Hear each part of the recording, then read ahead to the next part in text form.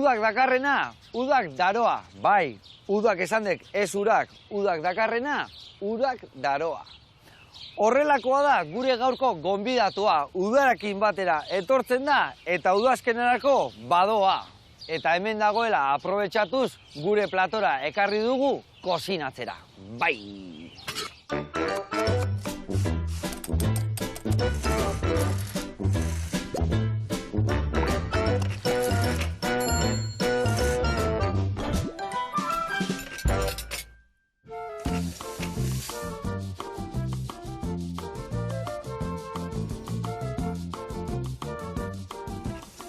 Kaixo lagunok, eguerdion eta Irujo jauna, ongi etorri, Xabier, zemoz? Ba, ederki, gaur ederki. Gaur ederki.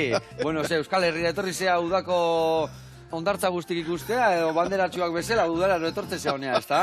Bai, tamal ezala da, ze ez du bat ere guztokoa, beroak eta guzkiak eta hau, maite dut, hau. Eta zehazki nun bizi zea zuan Ameriketan?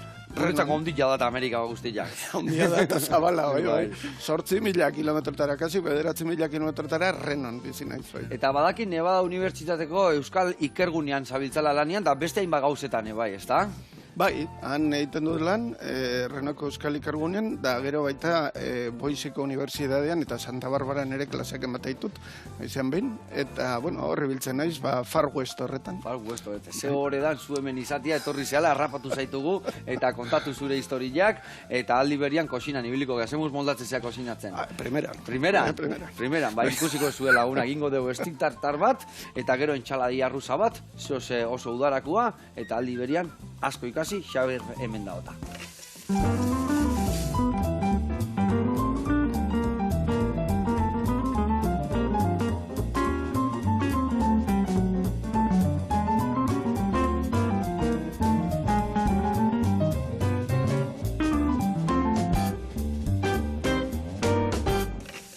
Bueno, lagunak eta Xabier, garatuko izut pausuz nondik noa ibiliko gehan, bale? Bueno, hemen dakau, okela, kasu hontan txekorrana dala, entrekota, dala txuleta, baina ezurrak enduta. Eta ingo diuna da, haragi gor hauetanak endu, haragi mamila bakarrik utziko deu, txiki ingo deu, eta hemen dakau pipermina, dakau perriza, salsa inglesa, eta hemen dakau siratxa ziapeduna. Eta ingo deu bertan ontzen utzi. Orduan txiki utziko deu, bertan ondutzen, gatza tanto bate bai botako dio, eta hori jarriko deu, hemen ingo deu nasketa baten gainean.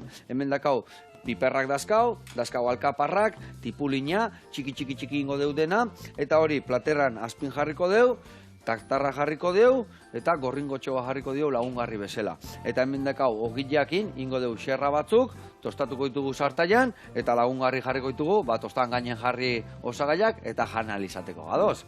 Hori izango da, plateretako bat, eta esan deun bezala ingo deu entxaladia rusa bat. Eta entxaladia rusaiteko, erabiliko deuna da patata, azenailua eta arrautza egosita, behin egosita honean garbituko ditugu, lauki txikitan ingo deu, eta naztuko deu, bai, egaluziakin, eta oliba ezurgabekoakin. Ingo deuna da hemen, arrautza, ospina, gatza eta oliluakin maionesa bat, dena elkartuko deu, eta jarriko deu entxaladilla, jarriko deu urdai azpiko pixka gainean, eta baita ere tostadatxo batzuk ingo ditugu, entxaladilla lagungarri izateko. Ados? Bikain. Ona. Bueno, beitu, ingo deuna da, lehen da biziko eta behin, ni haragila garbitzen jungo naiz, eta zu jungo zea, beitu, hau zurituta jarriko ditugu egosten. Orduan gozuna da, bai, azenailua eta bai, patata zuritu, eta hori lan hori ja aurratuta utziko deu, behin egosita honean zurituta teatzeko, bale? Hoi zure kontu, eta ni esan bezala haragilakin hasiko naiz. Eta aldi berian mingaina eman berdio. Ados? Ongi. Bale, ba.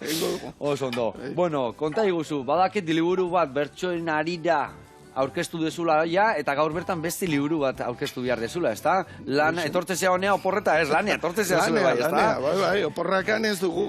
Ameriketan ez da oporrik. Ez da oporrik, Ez da oporrikan, ez da. Eta zitu dezu ordu, beti lan? Lan. Patrika bete. Era berean, agian, aldenean. Gaztatu ere azkarritea, ezta? Bai ba. Bueno, eta konta iguzu, ze liburu aurkeztuko dezu gaur? Bai, beira, gaur egia almirantearen inguruko liburua, biografia, hain zuzen ere. Liverpoolen egon nintzen urte batez, eta han, ezagutu nuen egia izeneko miren, delakoa, eta galdetu nion, besterik gabe brometan, zuetzara izango ba, almirantearen alaba, eta bai, naiz, nola, Benetan? Bai, ala izan zen, taberna batean Liverpoolen, da hortik aurrera eskatu nion, ea informazioa zeukan aitari buruz eta hola, eta bai bazun. Hori izan zen, hain 5 urte. Eta 5 urtez lanean, Jesus Txezarragak eta berak amaitute liburua. Egia almirantea. Hua izan zen, Jaurlaritzaren, 36-37an, Jaurlaritzaren itsasarmadako burua. Eta matxitxakon, bakizue, Zer gertatu kontatu guzu pixkat argitu, geho liburua eosi berduna gartzia, baina pixkat aurreatu pixkat topatuko deun hor. Bai, hor topatuko duguna da, herri baten borroka, askoz boteretsua zen aererio baten aurren, ez. Zein zenen kontra, izan zen, ze borroka gertatu zen bertan? Hoi izan zen, Franco altxatu zenean, ona ekarri zituzten almirante Zerbera eta beste itsasontzi handi batzuk, eta hemen arrantzalek egin zuten, arrantza itsasontzi txiki horiei, kainoi bat jarri eta borrokatu. Eta borrokalari bilakatu, ez da? Eta kanpotikan nondik etorri zian, ze itsasontzi handi etorri zian? Espainia armadakoak hortxe ekarri zituzten honak Kantabrikora, Kantabri itsasora kontrolatzeko inor eskapatzea o inor ez pasatzea iparraldera edo iparraldetik hegoaldera. Hor lagundu zuten bizkat inglesek, gero baita ere lagundu zioten Jaurlaritzare inglesek, bizkat laguntza ematen eta babesa ematen, eta hortikan atea ziren 32.000 aur. Atea ziren erbestera, gurasori gabe, gehien bat, garai hartan, bombaketetatik eta ieska hemendik noski. Asko, erdia etzan inoiz itzuli. Erdia etzan inoiz itzuli, Eta erdia etzan inoiz itzuli bertan geratu zialako, edo hilintzialako, edo zergatika? Han gehatu ziren, asko eta asko, gurasori gabe, ezin bueltatu. Bizitza berri batekin, eta antxe gelditu, ez da? Historia latzak, adibidez horietako batzuk, gurasoek etzekiten idazten, incluso.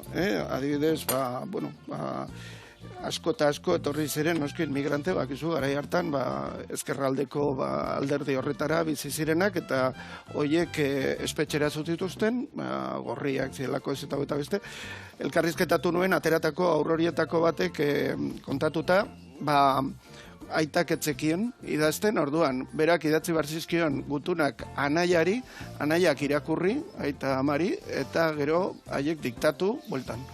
Ez zuten inoiz gehiago ikusi, aita hiltzan hor, espetxean, Bilbon, eta beratzen inoiz Euskal Herrira bueltatu.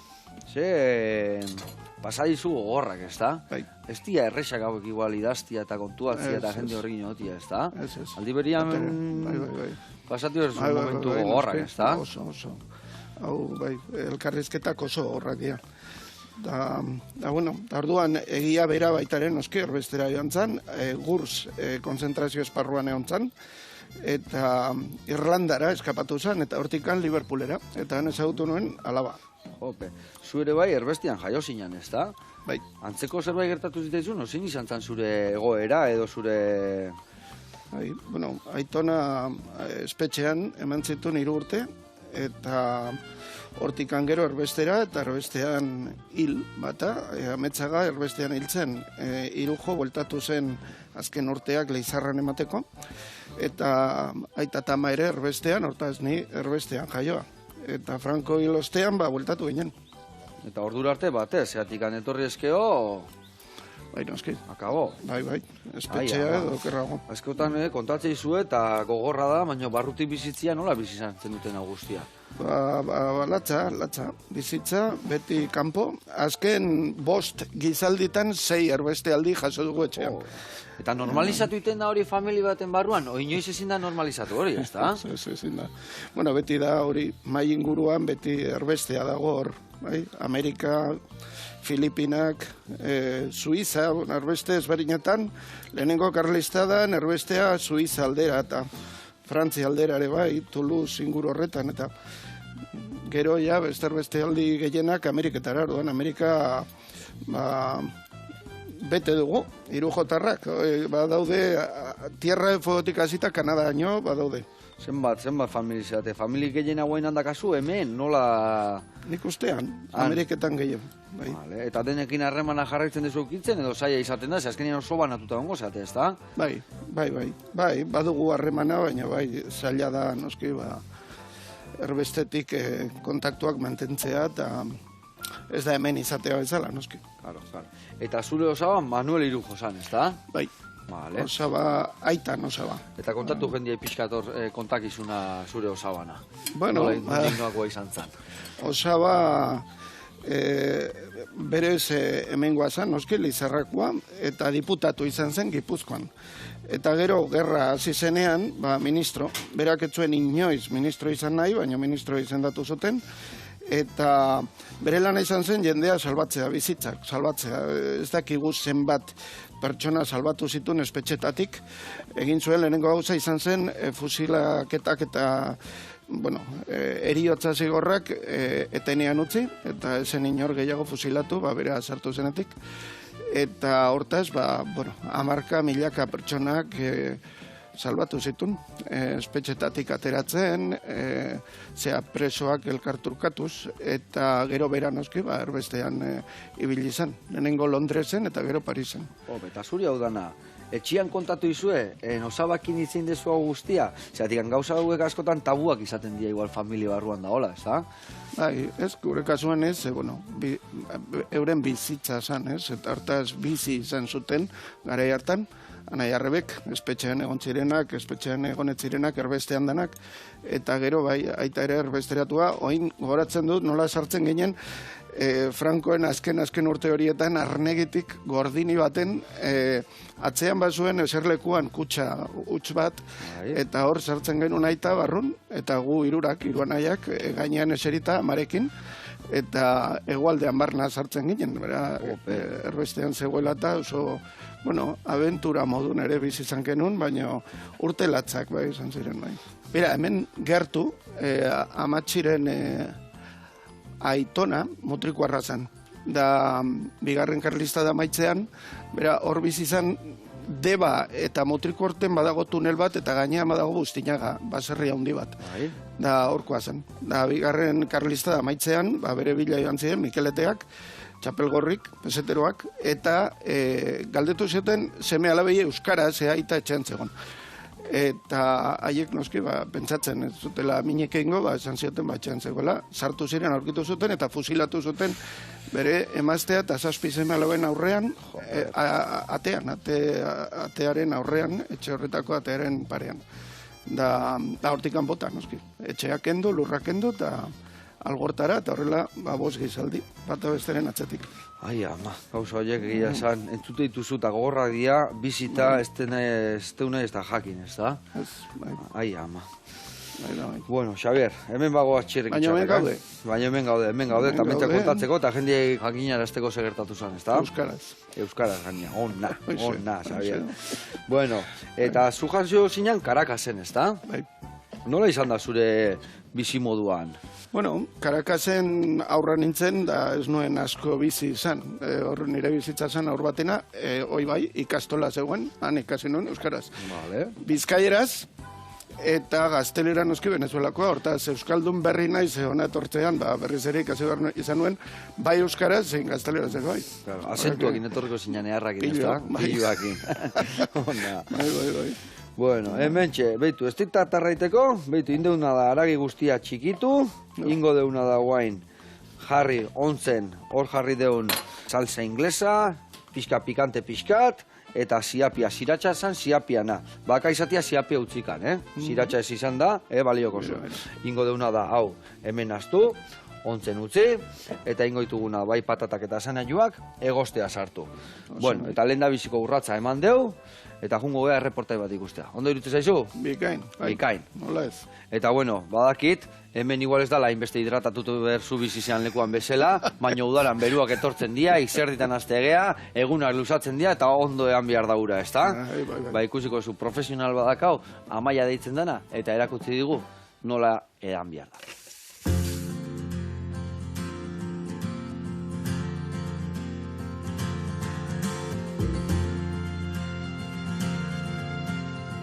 Kaixo, Amaia Díaz de Monasterio Goreno Sinaga naiz, oinatiarra, dietista nutrizionista, eta gaur urari buruz berbaitea gatoz. Ura, zetarako, etxeko landaraik importantie garielako gu. Eta ez galako korreken ureran biula. ura erateko modu asko daku. Lehenengo importantiena dia egunian 2 barazki plater jatiaren garrantzia. Barazki jateko aukera asko daku udaran, eta oso urtzua dia. Hemen dako ze aukera desberdinak. Tomatiak hasi dia, gazpatxo mouan, otzian sopak, entxaladak, barazki kremak epeltsuoak, bero-beruak hartu barik, era bada ura erateko. Gero daku frutak, meloia eta sandia. Honei dia suero vegetala esate-esatena. Urpila bat, vitamina eta mineral ugari dakoi, azukar oso gutxi, oso erresa jateko, fresko-freskuak, oso onak. Eta bestela, aukeran aldaketan faten gara, zagarra dala, madarixa dala, keisak diala, egunean 3 pieza fruta bentzet. 3 eta 2, ezaztu, udaran gauz, eta pasada txarrak emuten ju ura neiku ez du eraten. Ze pasek izaku, erdimariuta gauz, konzentrazio faltia daku, txixa oso iluna da, izarrixa oso fuerte izaten da, espanak ikuiten du zikatuta eta apurtuta, azala, orduan apurka-apurka janbigara gure burua zainketan. Nola, ura eraten. Egarrixa eusekiarren edade bat ezkero, egarrixa faniken dalako. Zenbat, 6 basokara gaintzet. Pitxarra, aurrekaldian betik. Freskuran etxien gauzela, limoi apurtxo bat txorrostadatxo batekin, fruta apurtxo batekin nahaztuta, jaten hasi baino lehena, ur basokatxo bat. Edalontzia, martxan, urakin ez ahasketako. 4, 6, ero 8, adinaren arabera, dakun lanaren arabera, klimaren arabera, aldatu iten da ur biharra orduan, bakoitza jakin bidau zenbat ur bihar dun. Aukera desberdinak modu askotan ura erateko, ez ahaztu. Venga, ura gara, ondo segi, eskerrik asko.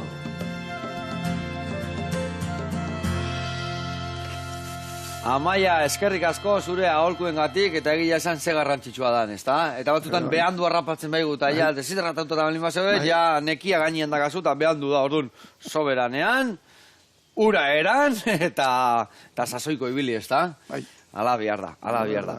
Bueno, mila esker, eta gu gurean jarraituko dugu. Hemen da eskau, bakizu telebista magia iteula, eta hemen da eskau patatak egosita, eta sanayua egosita.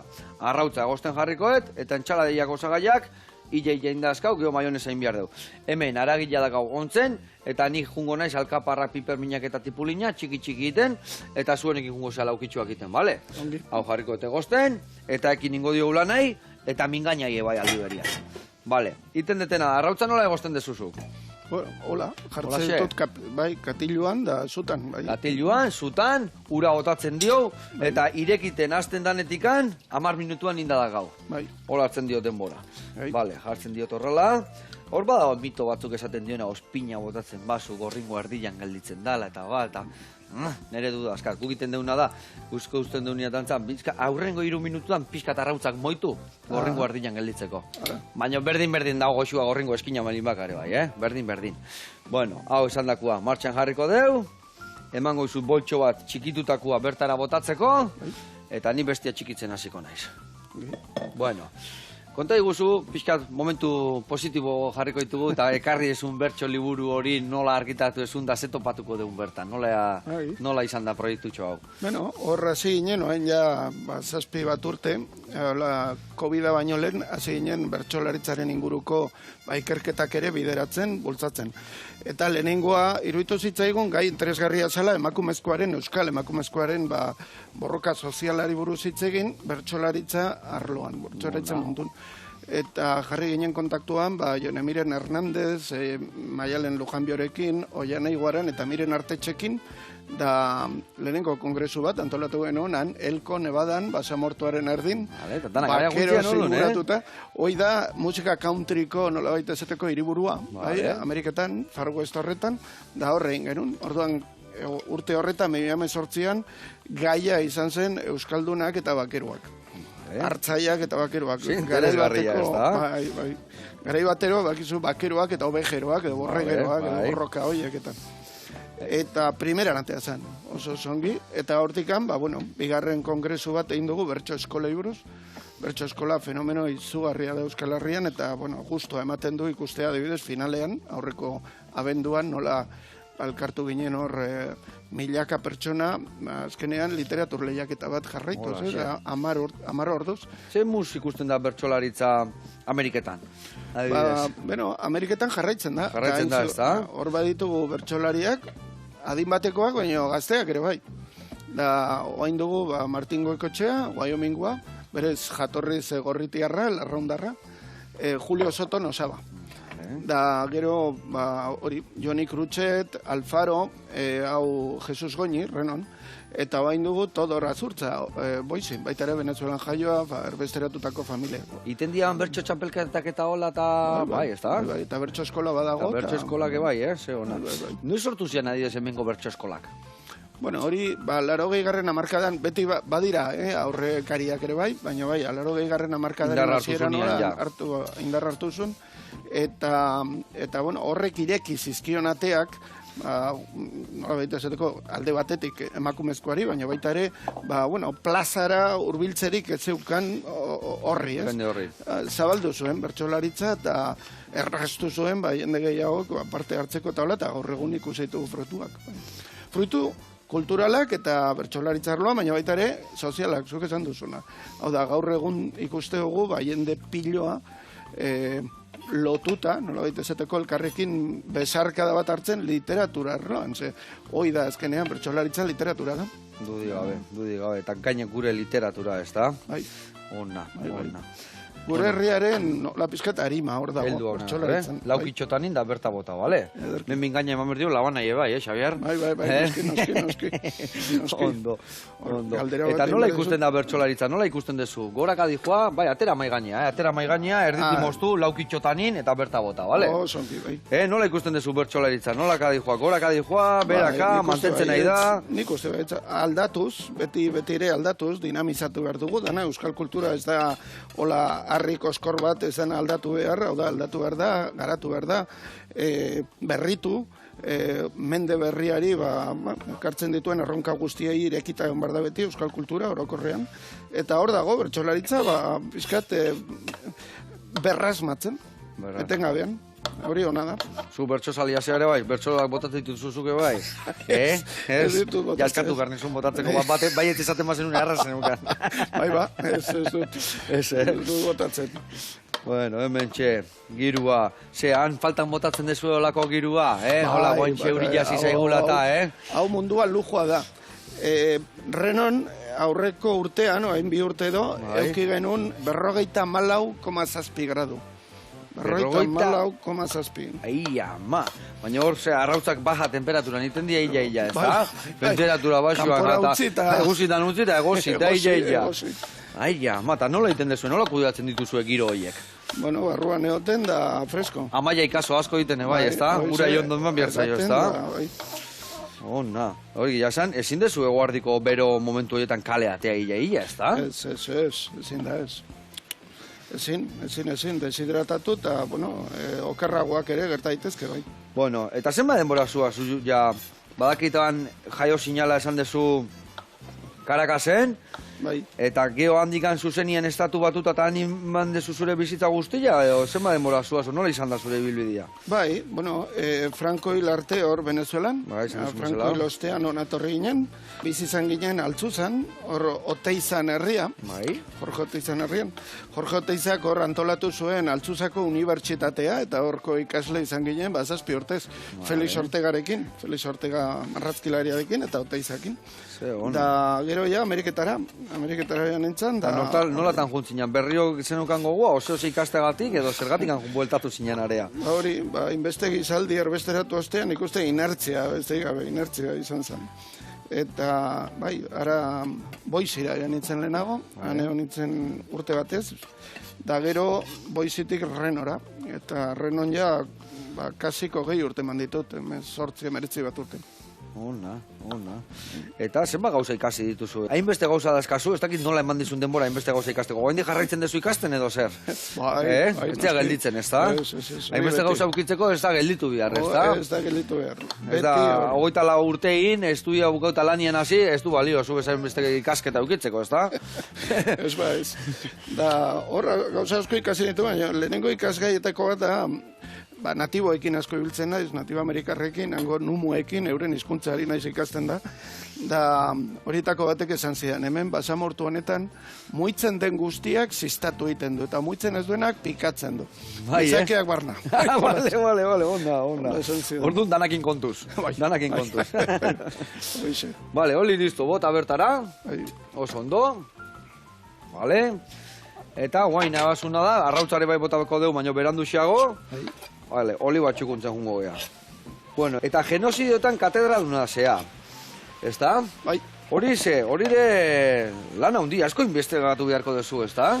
Bai, horretako, elkarrizketa asko egin behar dira, eta elkarrizketa hauek oso zailak dira, orokorrean, gauza larria pareatu duten jendeak elkarrizketatu behar dut. Besteak beste, natibo amerikarrak, euren artean askok pairatu zuten orduko hezkuntza sistema hori, bai, genozida, edo familietatik baitu egin zituzten legalki, familia zurietara eta eramateko, eta haietako batzuk elkarrizketatu ditut, baita ere aurrekoan egon nintzen hor Las Vegasen, aste batez, holokaustoko supervivienten artean elkarrizketak egiten, eta horietako batek kontatu zeian nola bere aurrean hiltzuten bere ama eta neba tiro batez.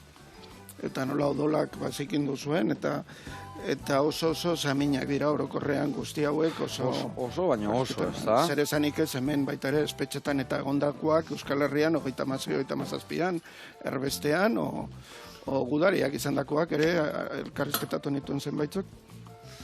Eta momentu horiek latzak izango dira, ezta? Behaiekin nola bildu, nola kontatu, nola atera behai histori hori, ezta? Hau nahi ezu betu, ingozuna da.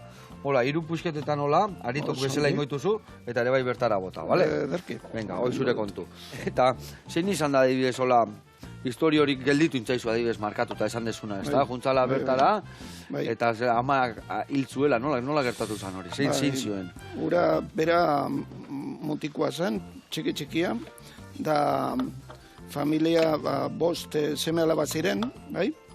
Esan bezala, neba alde batetik, eta gero beste guztiak, eta momentu horretan hirurak zeuden bakarrik, eta hori, amak ez zuen nahi hauek bere iztea, eta guardiari, bertan zegoen SS-eko guardia horri, atzamarraka intzion aurpegian, eta besteak pistolatera eta danak akatu hortxe, bere horrean. Gero berak eman zituen 3 urte konzentrazio esparru horretan. Eta guztiek esate dute, gu bizirik gaude kasualitate hutsez. Hau da, ez du beste arrazoirik. Gu bizitzeko gaur egun honek orain izango ditu kasik 1 urte. Eta gero, bueno, adibidez hemen, baita ere, Gernikako onbaketan egondakoak. Hori ere bai ikertu dezu ere bai. Ze topatu zenun bertan? Jose Iturria elkarrizketatu nuen, honek baita ere kasik 1 urte zituen, nik ezagutu nuenean 98 bat urte, eta bera Gernikan egondakoa, bonbaketa egunean, baita Durango nere egontzen, Durangoko bonbaketan, eta kontatzen zuen, nola zen bonbaketa, nola ziren hegazkin horiek, garai hartakoak, nola izan zen gerra baino, eta nola bizi izan zuen berak. Latza ere, oso latza. Oso latza, eta gaina hor pixkak edo identifikatua sentituko zeare bai gu bertako dalako eta hemen gertatuko dalako, bueno, danak izango dira berdin gogorrak, baina igual, igual erresago murgiltzen zea, erresago ez, baina desberdin igual. Desberdin. Bai, ze hauek azken finean gure etxeko kontuak dira, hau da, ezagutu ditugun jendeaz, aritzen dira, baita ezagutzen ditugun tokiaz, Eta hor barrutik investigatzen dezunean, adibidez, ze gauza topatzen dituzu ez digunak beti kontatu, ez digunak? Bai, mina ikusten da, somatzen da, adibidez, bitan gertatu zaitau, Joserekin eta beste bikote batekin, berak lenguzua zukan, lesakarra baita, bera bezala, eta egun baten, esan zian, lenguzua ere Gernikan egon zan, bonbaketa egunean, Jose, guazen, berekin hitz egitea, eta ez, horra zu bakarri jongo za, ze Jose eta lenguzua Gernikan egon da biak batera, eta gero 40 urtez elkarrekin lan egin ondoren, inoiz ez zuten Gernikako bonbaketaz hitz egin. Ezin zuten. Zatezu tabua zan, eta orduan nahi zuen zu junda galdetu, baina beak etzun nahi parian egon, Eta liburu aurkeztu genuenean, lenguzua etzan etorri, ezin. mina. Claro. Ai, ama, egia esan momentu horiek, bai, irakurri, pentsatu, pelikuletan ikuste ditugu, baino bizi duenak, Bai. Da nik horra ite zaitena da, guantxe ere bai, hori pasadianak hemen, pasatakoak eta gero, eta guantxe Ukranian da, Rusian da, hola da biltzala, berdin, eta egiten deu burbuila bat bezala, eta bakoitza berian jarraitzen deu, eta...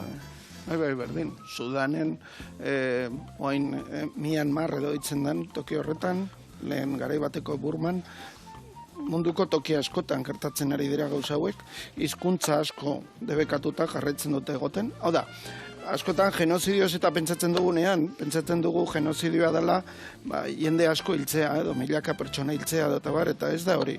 Genozidioa da herri baten espiritua hil. Hori barne, baino... Bai, hori da. Horretarako jende asko hiltzen da orokorrean, baino da herri baten espiritua hil, herri baten identitate kolektiboa suntxitu. Besteak beste, herri baten hizkuntza debekatu eskola publikoetan. Eta noski hori da gaur egun iparraldean eta Nafarroako zenbait eremuetan gertatzen dena. Hortaz, genozidioa oso gertutik bizi dugu. Pentsatzen duguna, baina askoz gehiago. Zaila da ikustea munduko punta bat non genozidiorik ez den... Ez dagona. Bai. Katxizlama. Ai, ama. Bueno, hementxe. Ia, gure entxaladia prestatu deu, bertara bota bihar deu gero egaluzia eta gainetik jarriko dio urrea azpikua, maionesa geratzen zaigoitia, hemen estik tartarra prest dakau plateraratzeko eta azpina hau jartzeko, gorringo ateako deu, eta gero ogilak xigortzen hasiko dea. Jauna. Bueno, eta gu gorean jarraitu bihar deu. Inber deuna da, esan deun bezala, ogilak xigortu, hemen, huelta eta huelta, vale? Hau nastu, gatza ez botako alkaparra daskalako, bere kontserba daskata, baina olio tantoa botako jau, eta gorringo atea berdet. Eta hemen inbiar deuna da, entxaladia bukatzeko, betu, arrautzan nik arbitiko iskizu eta botako deu, maionesa ingozu. Hemen dakazu ospina. Arrautza, botako zu arrautza bat, ospin tanto pare bat, gatza pixkat, eta ekiloria. Bale? Eta horrekin gozu maionesa. Indezu sekula maionesa? Bai. Bale, zure kontu hemen txedakazu dena. Eta gero, bertara botako zu egaluzia, nik arrautza botako izut, eta ganan astuko dugu. Bale? Venga, horrekin aurrea, eta ogila jarriko ditut hemen martxan. Aurrena ogila jarriko ditut txerrik itxarraka kurruskarik gelditzen juteko. Bueno, eta zure lana, urte guztia orduan ze pasatzen zu? Artxibo tartetan pasatzen dezu urte guztia, o nola egiten dezu? Bai, urtearen parte handi bat, bai, pasa dut artxibo. Hain zuzen ere, ez dakit, azken 10 urtetan, seguruenik ere, 100 artxibotik gora bizitatu dut, Europa eta Ameriketan, nagusiki. Eta bertan, informazio bila, informazio guztia harrapatzen duguna. Oain dela gutxi adibidez, joan nintzen, askotan egin dut Gernikako dokumentazio zentruarekin, bai, taldetxo baten arakatzen, bai, artxibo informazioen bila, eta aurkitu genuen Frankoren agintea esaten Gernika ez zela bombatu, adirazi bertzala, gezurra inbertzala. Bai, munduan zehar. Tapatzeko, ezta? Bai, tapatzeko, noski. Eta nola agertu zan horri, orduan, nola datan dago hor? Ze gertatzen zan, batzutan etziala artxiboiek puskatzen edo... Hoize, batzuetan ez zituzten artxiboak ongi purgatzen, ze orokorrean informazio guzti hori garai baten ja erretzen zen, noski. Eta baina, beti dago zer, beti geratzen da zerbait, eta egia azkenean azaleratzen da, orokorrean. Orokorrean, bai, beti norbait dago, ikusi una gila, eta, beti, ez da, ateatzen batutan, gai lehenok bertan bera lagatzezun jendiare bai, ez da? Askotan hori kontatu zigun behin, Buitroiko gazteluan usten dut. Arkitektuak eta zehoz intzula, eta bere lan guztia intzula, eta hori dut, eta indagero, akatu intzuen. Ez jakiteko biaduktuak, urak eta historik eta nola lortu zituen, eta bakarrik familia jakiteko, ose hola. Bai, horrelakoak asko... Kontraesan asko topatzen dira artxibotan, adibidez, hor kontraesan, ez? Hor, normalean egia kaleratzen da, eta ikusten da, agerian geratzen da. Ze orokorrean adibidez dira aginteak, gutunak, gutun pribatuak, eta gutun pribatuetan jendeak ez du hainbeste gezurrik egiten. Ez, nagusiki denean, hori. Gero baita ere, txostenak ere badira, eta txostenak orokorrean, egia ekartze dute, badira gezurrak ere bai, nosketa, kontraesanak eta baina orokorrean hor dago, bai, hori dokumentazio guztia kontrastatzean, hor ateatzen da egia. Eta hori, adibidez, zenbat denboa pasatzen zu urtean, esan dezu unibertsitatean igual klasek ematen, edo artxibotan, nun pasatzen dezu denbora gehiena? Gehiena elkarrizketatzen, bai, jendea testiguak elkarrizketatzen da gero artxibotan asko. Klasetan, ezain beste, bai, normalean beti hortik kanpo.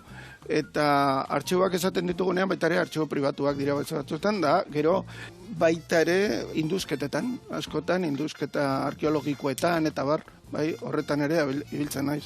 Ze askotan tokietara joan behar da, ez? Adibidez, aurrekoan egon nintzen Birkenaun, bertan neurriak hartzen Auschwitz delako konzentrazio esparruan, edo bueno, beste toki batzuetan non horrelakoak gertatu diren, bertan.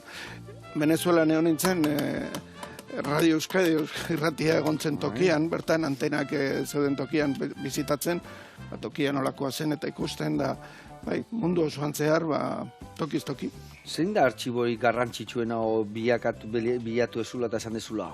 Hope, hautik taui bilatu itena hemen da subidoi bat edo zeola oso interesgarria edo baliagarria izan dana. Asko topatuko zenitu, baina baten egongo da, hola. Bai. Badira asko, adibidez Washingtongo artxiboetan milaka dokumentu arkitu ditut, edo adibidez Londresen ere bai, Kataluniako zenbait artxiboetan, eta orokorrean artxiborik interesgarrienak dira artxibo pertsonalak. Hor aurkitze ditugu ez bakarrik dokumentazioa, baizik eta baita ere pertsona horrek bizitzan zehar, bere bizitzan zehar gordetako gauzak, ez, objektuak. Eta askotan objektu horiek balio handiko bat dira. Besteak beste, Sabino Arana Bilbon bizi izan, bakizue, hor etxea zeukan, eta frankistek agindu zuten etxe hori arras zuntzitzea, eta etxearen harriak itxasora bidaltzea, botatzea, berriz ere... Harri barruan zozo topatuko bazuen... Eta hori egin zuenak,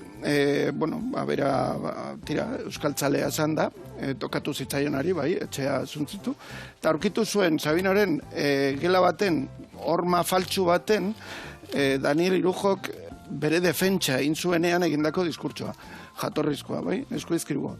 Eta gorde zuen, 40 urtez, eta gero mantzegun. Zuri, Eta, niri amari, eta bai, eta nia nengoen, baina amari nagusiki, eta, gero hori noski Bilboko fundaziora eramantzan, Sabino Arana fundaziora, eta hor gorde zan, baina, gauza horiek aurkitzean, balio handikoak dira.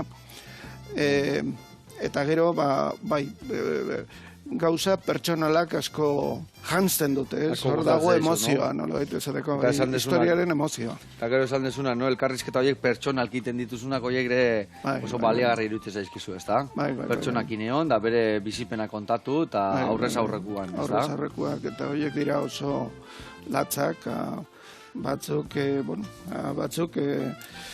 negargarriak, gehien bat arlo honetan negargarriak. Bai.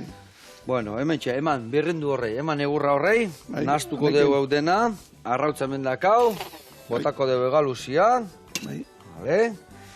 eta, goaz, gure saioa bukatzen nahi da, gaur egun badator, hau, ingoetena da naztu, hau ere bai, zakarrontzira, eta, gaur orduan, zeo bakazu, noiz arte gelditzea hemen Euskal Herrian bueltaka, Xavier? Uda, apirilaren 26-tik, da abuztuaren 26-ra, gutxi gora bera, eta hortzen abil, bueltaka, Euskal Herri osoan zehar. 6 herrialdeak, eta hitzaldiak ematen, artxiboetara joaten, elkarrizketak egiten, da batzuetan, telebistara tortzen. Ona, eskerrik asko. Ete bera, bikai. Ona. Inberdetena da, behitu esan dakoa, Hemen dazkau hiru osagaiak, lehen da biziko platera iteko, hoi bertara bota, naztu, eta guantxe platerian gaine jarriko deudana. Bale, oso ondo, hemen goiara bat, nik hemen botako jo perexil pixka botako joten men aragilai, eta goaz. Eta zuen beti dakazu zerbait eskuartian, guain ebiliko zea ikerketaen batekin eskuartian, ez da? Bai. Oaintxe bertan, heldu naiz Marrakesetik, eta han egon naiz Tuaregekin. Tuaregak, edozein herri txiki bateko bezala jaso zuen, paireatu zuen represioa eta gerra zibila hontzan, da gerran ostean eman zituzten euren Kalashnikov delako metraieta horrek, gitarra elektrikoen truk. Eta hasi zen mugimendu bat gitarra elektrikoarena, musika, eta, bueno, azken, laupa bost urtetan ekoiztu dut musika, orduan haiekin, bertako talde batekin jarri naiz harremanetan, musika egiteko. Diska bat ateako dugu, eta horren urtean, onatorreko gara, pizkat Saharako egoeraz, eta mintzatzeko, Mendebaldeko Sahara, Tuaregak, eta euren herriaren goraberak, eta diska plazaratu. Ze ona. Beti zuek martxan, Ona. Xabier, moitu jazu hori pixkat ondo, bale? Bai. Ondo, dena ondo naztu, eta ingo deuna da, plateran bila hon. Hemen hartuko dugu, platertxo pare bat, behitu, bat niretzako, eta bat zuretzako. Ingo deuna da, behitu, hemen botako zuen txaladila, bale? Eta nik hemen bota berdet, ez ditartarra, bale. Gaur egun badator, eta bihar ditugu 3 minutu hau montatzeko,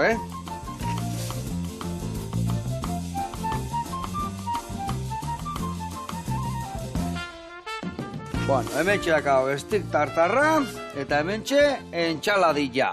Hor jarri urdaia espikua eta gorringoa gainean raiatuta, eta nik hemen jarriko gorringo gordina, botako jot, kusiko zu, piperrautza pixkat, eta gatza lorillari bai, horrelaxe, piperrautza pixkat, gatza pixkate bai, horrelaxe, eta guain, ogila jarri, eta listo gaude.